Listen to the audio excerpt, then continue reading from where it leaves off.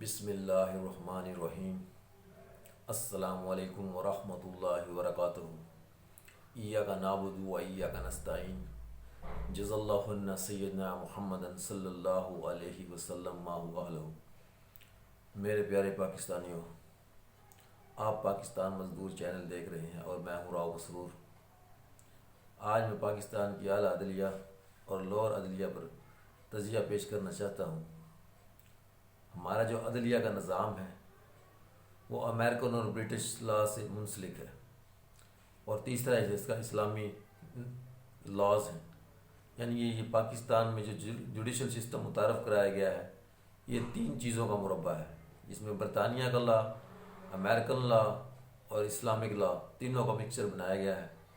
اس لا کے اندر کسی بھی غریب آدمی کو فوری طور پر سستا انصاف نہیں مل سکتا۔ ڈسٹرکٹ کورٹ سے لے کر سپریم کورٹ تک آج کل کے حالات میں تمام جج ہائر کیے ہوئے ہیں۔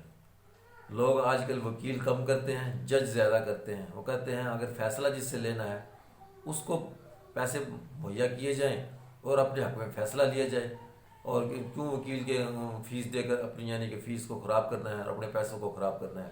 یعنی کہ ایسا ٹرینڈ سیٹ کروایا ہے یہ پاکستان مسلم لیگ نون اور زرداری گروپ نے کہ یعنی کہ یہ کہتے ہیں کہ یعنی انصاف ہمارے ہاتھوں میں ہے، جب چاہیں کسی بھی کورٹ کو خرید لیں، اور یہ اپنے تمام معاملات اعلیٰ عدلیہ کے ہوں یا لوور عدلیہ کے ہوں، یہ ججوں کو انڈائریکٹ اور ڈائریکٹ طریقے سے انفلوئنس کرتے ہیں اور ان کے بارگیننگ کرتے ہیں اور اپنی من پسند فیصلے لیتے ہیں۔ آج جب اسلام آباد ہائی کورٹ کے 6 ججوں نے عدم اعتماد کا اظہار کیا ہے کہ ہمیں پاکستان کی جو ایجنسیز ہیں، خفیہ ایجنسیز ہیں، وہ ہمیں کنٹرول کرنے کی کوشش کرتی ہیں، ہم پہ دباؤ بڑھایا جاتا ہے، کبھی ہماری فیملی کو ٹارچر کرنے کی بات کی جاتی ہے، کبھی ہماری بچیوں کو اٹھانے کی بات کی جاتی ہے، کبھی ہمارے بیڈ روم کے اندر خفیہ کیمرے لگا دیے جاتے ہیں۔ یہ کیا ہو رہا ہے پاکستان میں؟ پاکستان میں فاؤنڈیشن آف morality کولیپس کر رہی ہیں، دن بدن کولیپس کر رہی ہیں۔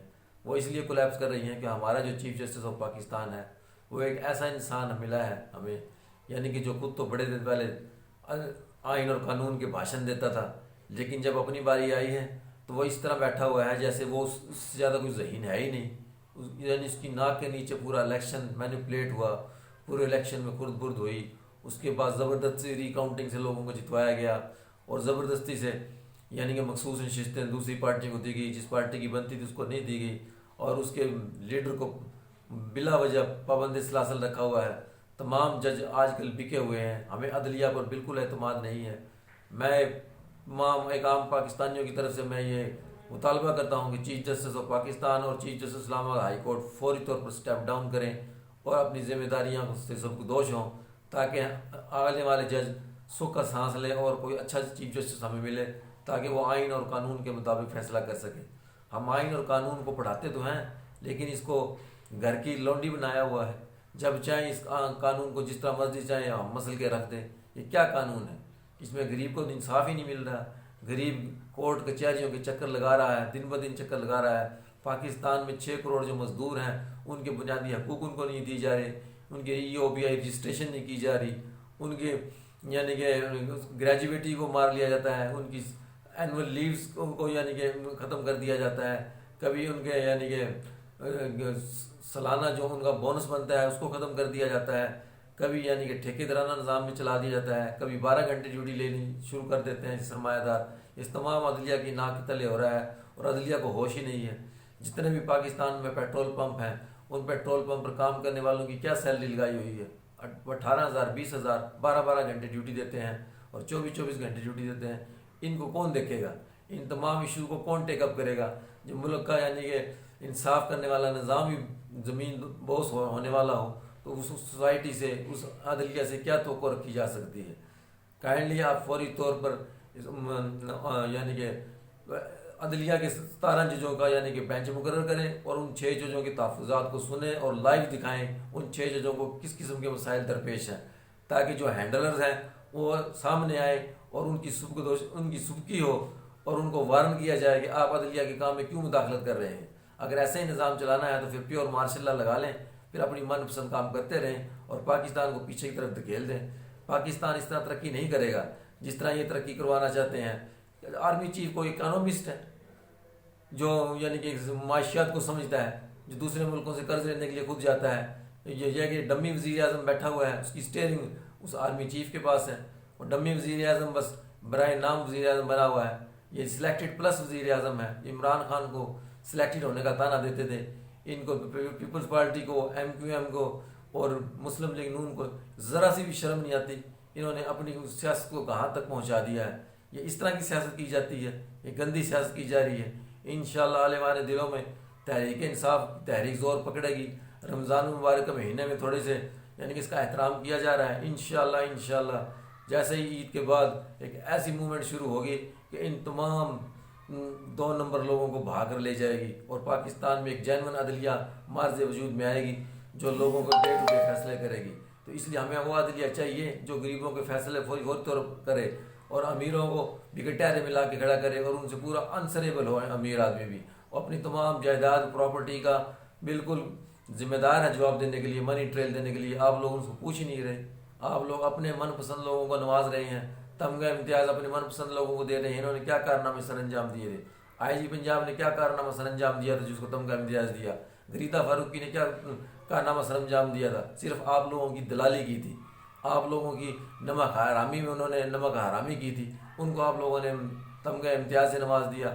اس ارشد شریف کا کیا قصور تھا جس نے پاکستان کی صحافت میں ایک جاندار صحافت پیش کی؟ اور عمران ریاض خان کا کیا قصور تھا؟ کیا یہ نہیں تمغے کے حقدار تھے؟ میں تو کہتا تھا ارشد شریف کو تو نشان حیدر ملنا چاہیے تھا، اور اس کے علاوہ عمران ریاض خان کو بھی نشان حیدر ملنا چاہیے تھا، جنہوں نے اتنی بے باک صحافت کی اپنی جان کو خطرے میں ڈال کر۔ اور بھی کئی صحافی ہیں جو صحافت کر رہے ہیں، کچھ ملک سے پہلے باہر نکل گئے ہیں، تمام اپنی ان پٹ دے رہے ہیں، لیکن پاکستان کے العدلیہ کے چیف جسٹس نے اس کو ذرا سی بھی اگر شرم ہو، ذرا سی بھی حیا ہو، وہ فوری طور پر سٹیپ ڈاؤن کرے، اور جو انکوائری کمیشن بنایا ہے وہ حاضر ڈیوٹی ججوں پر مشتمل بنایا جائے، اور اس کے ٹی او آرز وغیرہ وہ خود جج خود طے کریں، اور ان تمام ججوں کے خدشات کو دور کریں۔ ورنہ پاکستان کے میں تمام عدلیہ کے ججوں کو کہتا ہوں، اپنے اگر ضمیر میں ہے آپ کے اندر تھوڑا بہت، اپنی ضمیر کی آواز اٹھا کر تمام اپنے عہدوں سے استعفیٰ دے دیں ایک دم، تاکہ یہ دنیا میں میسج جائے کہ پاکستان کا عدلیہ کا نظام یرغمال بنایا ہوا ہے۔ یہ یرغمالی سے پاکستان نہیں چلے گا، پاکستان ایک حقیقی عدلیہ کے معنی میں چلے گا، اور خلافت راشدہ اس ملک کا مقدر ہے، اور خلافت راشدہ جب تک نہیں آئے گی یہ لوگ ایسے ہی بندر بانٹ کرتے رہیں گے، اور پاکستانی قوم کا خون نچوڑتے رہیں گے، ان کے اوپر ٹیکس پہ ٹیکس لگاتے رہیں گے، اور ان کا اپنی کوئی ان پٹ نہیں ہے، اپنے شاہی خرچے نہیں کم کریں گے۔ اور پنجاب کی جو وزیر اعلیٰ بنی ہے 3 کروڑ کے تو اس نے ٹائر ڈلوا لیے ہیں، اب 3 ارب روپے کا ہیلی کاپٹر خرید رہی ہے کہ میں شہر ٹو شہر وزٹ کروں گی۔ یہ لوگ تو انجوائے کر رہے ہیں، انہوں نے غریبوں کا کیا قدر، غریب کس طرح لائن میں لگ کر یعنی کہ اپنی عزت نفس مجروح کرا رہے ہیں، اس طرح ہماری عورتیں، ماں بہنیں، بیٹیاں لائنوں میں لگ کے بینکوں کے آگے اور پیسے دینے والی یعنی کہ فرنچائز کے آگے لائنوں میں کھڑی ہیں، گھنٹوں گھنٹوں لائنوں میں کھڑی رہتی ہیں، ان کی عزت نفس کو کوئی تار تار کیا جا رہا ہے۔ کیا ایسے حکومت چلائی جاتی ہے؟ کیا اسلامی ملک ایسے چلایا جاتا ہے؟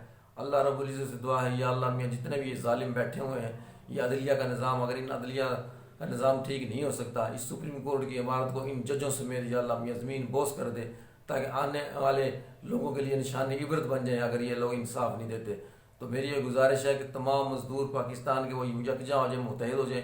انشاءاللہ میں عید الفطر کے بعد سپریم کورٹ ضرور جاؤں گا، اور آپ لوگوں کی پٹیشن ضرور فائل کروں گا، اور ان لوگوں کو میں بے نقام کروں گا جو جنرل مینیجر ڈائریکٹر حضرات مالکوں کے ساتھ مل کر آپ لوگوں پر ظلم کرتے ہیں۔ انشاءاللہ میں آپ لوگوں کا 1-1 روپیہ لے کر دوں گا۔ پاکستان زندہ باد۔ آپ لوگوں کا بہت بہت شکریہ۔